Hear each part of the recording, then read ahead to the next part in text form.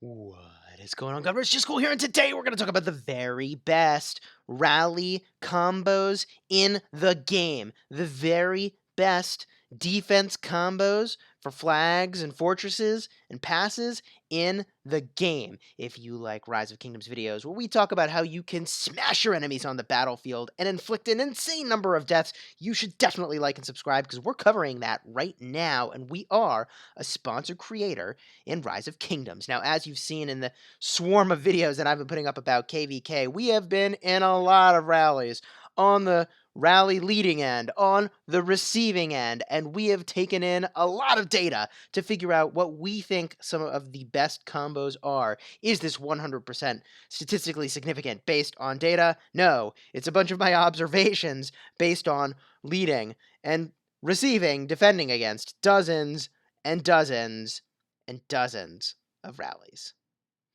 So, what do I think some of the very best combos are in the game? What I want to do is give you a bunch of cool combos for leading rallies, then a bunch of cool combos for defending, and then I want to throw in a wild card that, man, I am not exactly sure how to rate yet, but they do some scary stuff when leading rallies. Let's get right into the mix. Here we go. My number one choice for leading rallies is Genghis Khan, followed by a pairing with either Cao Cao or Minamoto. I'm not actually sure which is better yet. Let's talk about this combo and what makes it just crazy nasty on the battlefield.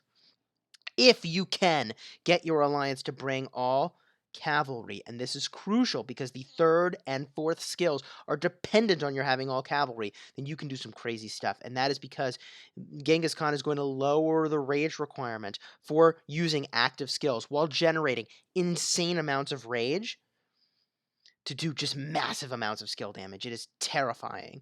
You could use Cao Cao to maintain that 3-second 40% attack reduction because the skills are firing off so fast. Plus, the rage generation here goes along with the rage engine that is just out of control with Genghis Khan. And I also really like Minamoto for the big skill damage.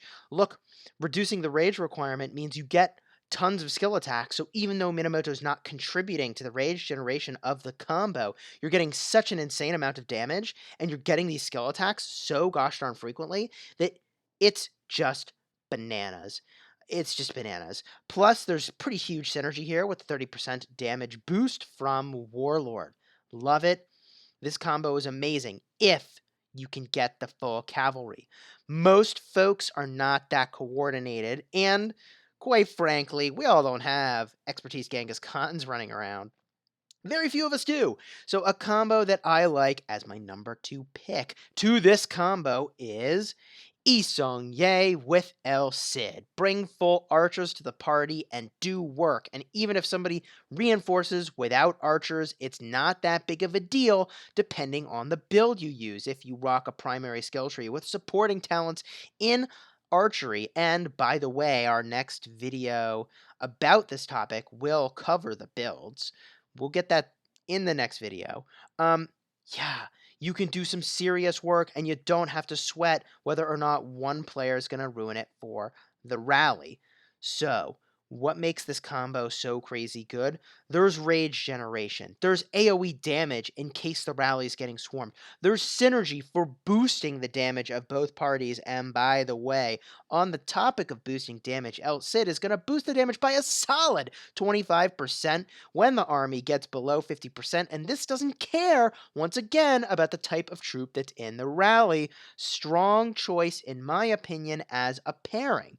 That said, if your El Cid is not expertise and looks kind of like mine, 5552, then, I think you probably can find better commanders to run with your rally combination. We'll talk more about that in a second. The next pairing that I think is pretty interesting for offense is not what you might have expected, which is Richard and Charles. I don't like Richard and Charles for leading rallies because that is a combo that does damage slowly. And the enemy can reinforce the structure an infinite number of times, but each player can only reinforce your rally once. And while you can make your rally last a really long time, I would argue you're much better off going for the quick kill, make the structure burn, than trying to draw out the combat, especially because you're taking 100% deaths. You really want to do just sick, nasty damage and blow them up before they have a chance to respond. Use the fact that you're on offense as the advantage. Give them too much time, and they can defend and will defend. Unless you've already broken their will, in which case it doesn't matter what you use. Anyways, what I think is a better combination is Hannibal Barca, followed by probably Yi Ye or Minamoto. Minamoto, if what you want is to maximize damage into the rally, or I guess into the structure is what I mean. This is how you get more single target damage, and Yi Ye, if what you want is to protect yourself from the rally getting swarmed. Now, why do I like these on offense? Barca is going to do really, really well outside of Alliance territory, generating additional skill damage, which is really, really great when you're rocking a commander that cares a lot about skill damage. Now, let's talk about the commanders I didn't include and the wild card I mentioned earlier. I don't think Freddy is all that great on offense. Maybe I'm crazy. Could be that Freddy is amazing.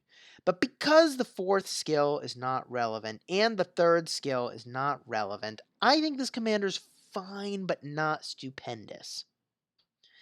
In a similar vein, I do not find Julius Caesar to be totally stupendous when rallying flags or rallying fortresses or rallying passes. There's only two skills that are actually relevant here. I think you can do better. What I do find to be remarkably powerful in offense as the wild card that mixes up all the combos and makes me sort of question, like, where does this combo belong? Is Mehmed II. Now, why is that? Even though Mehmed II has reduced skill damage against the aforementioned structures, right? Mehmed II is all about cities. Even though Mehmed II is all about cities, this right here, 10% rallied army capacity bonus, is massive. It is deceptively powerful.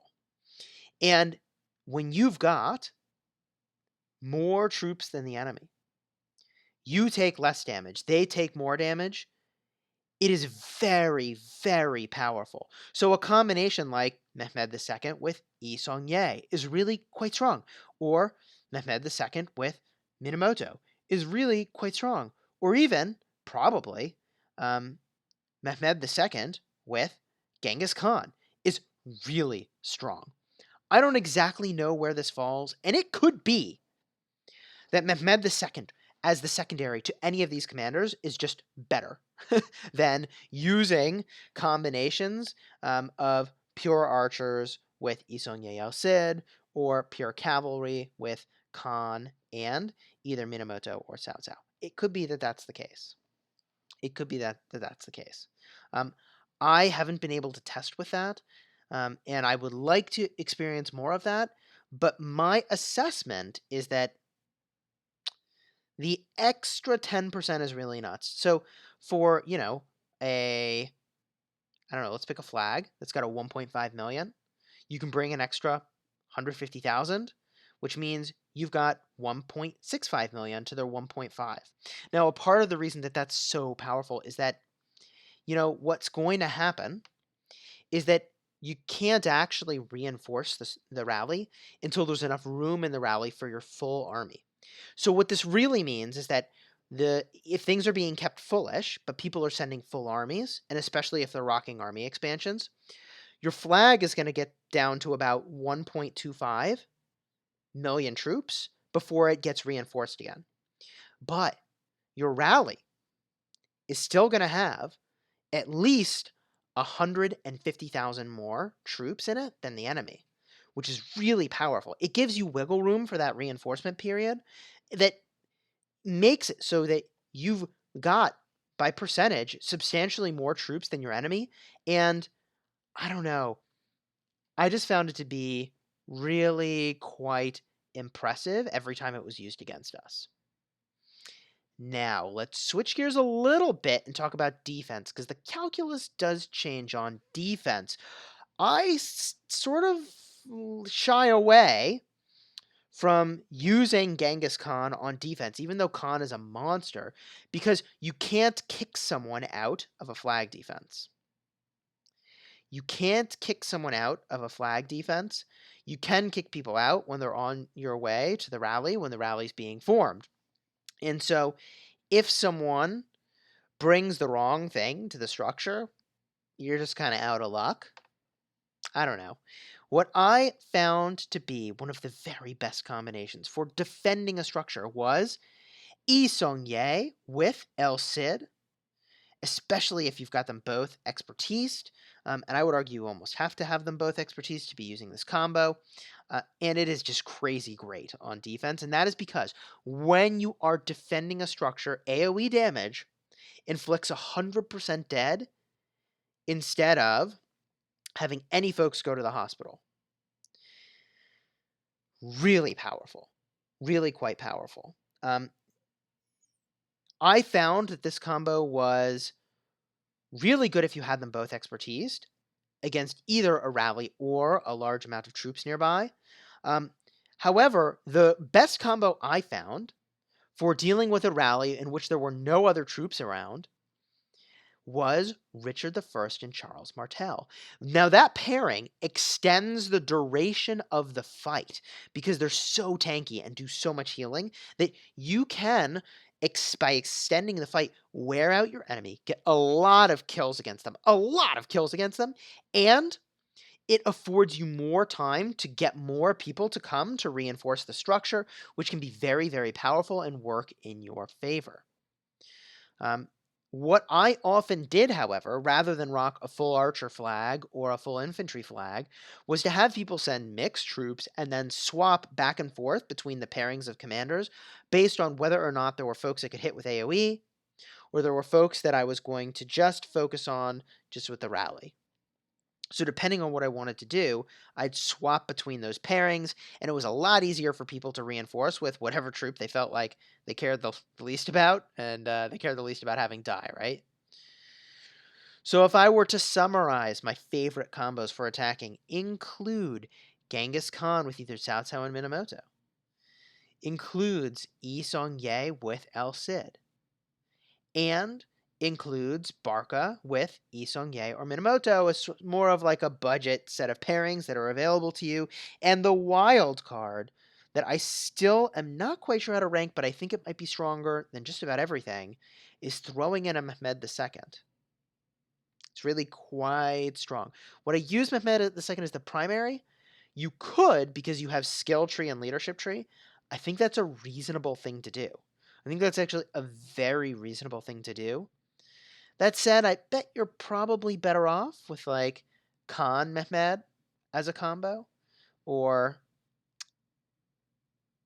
maybe Yi Song Ye with Mehmed as a combo. These are still things that I've got to figure out for offense. For defense, Yi Song Ye with El Cid just does so much work. Simply the question that you ask by saying, can you pay enough attention to dodge my AoE, is very powerful, and it forces your enemy to support their rally differently, which is, again, very, very powerful. Forcing your enemy to stay away from the combat, to reinforce the rally, to stay away from the flag, very powerful. I also really like Richard I and Charles Martel. My friends, I hope you've enjoyed this video. Coming up soon will be the builds that I would recommend for leading those rallies or captaining those defenses. If you found this video helpful at all, you should definitely like and subscribe. And until next time, you have fun smashing the kingdom.